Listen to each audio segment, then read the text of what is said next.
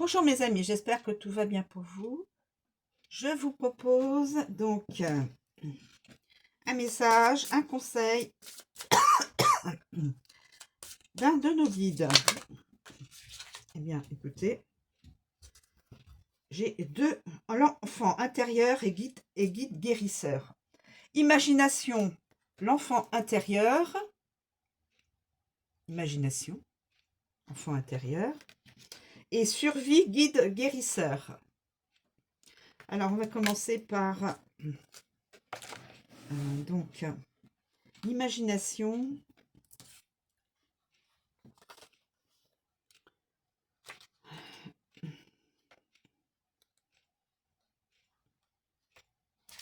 Imagination. Imagination, enfant intérieur. Rêve nocturne, rêverie, révérence et fantaisie. L'esprit divin de votre enfant intérieur frappe à votre porte.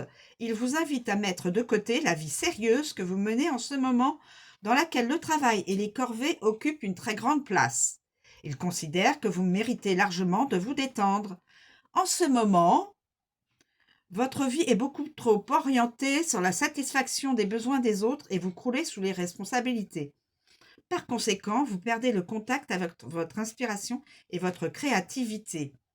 Écoutez votre enfant intérieur. Prenez le temps de rêver. Laissez voguer votre imagination vers des territoires inconnus et explorez-les.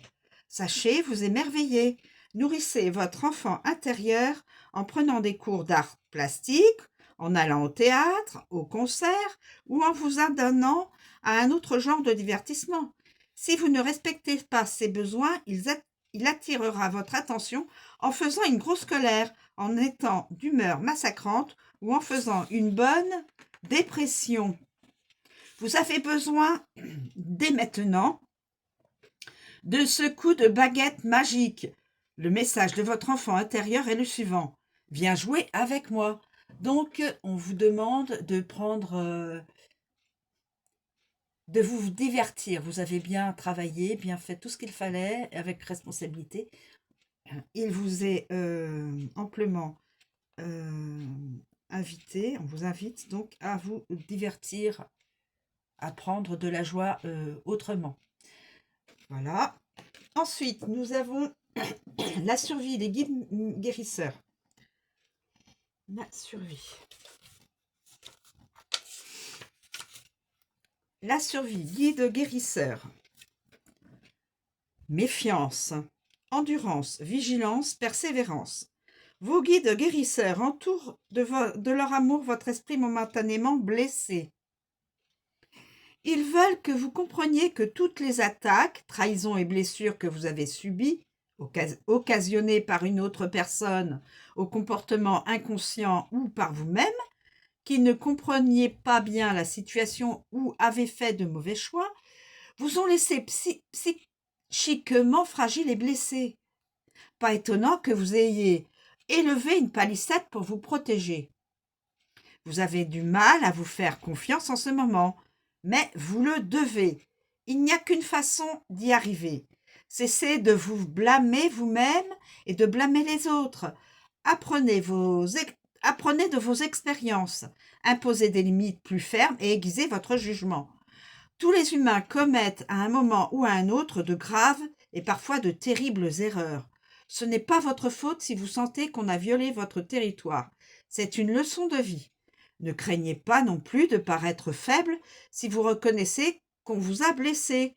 Le fait de nier ce qui vous est arrivé vous a peut-être été utile au plus fort de la crise, mais cela ne peut qu'entraver votre évolution si vous vous enlisez.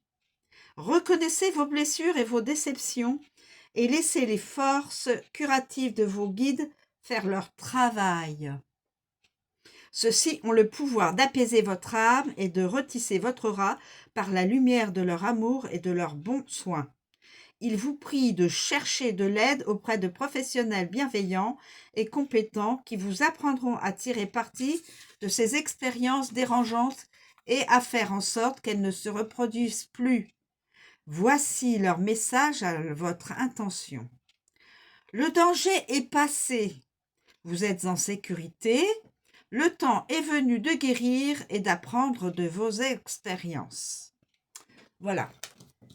Ces 2 messages sont transmis. Une ou plusieurs personnes doivent écouter, doivent entendre ces 2 messages. Voilà. Je vous remercie de me suivre. Je vous souhaite une très bonne journée et je vous dis à bientôt.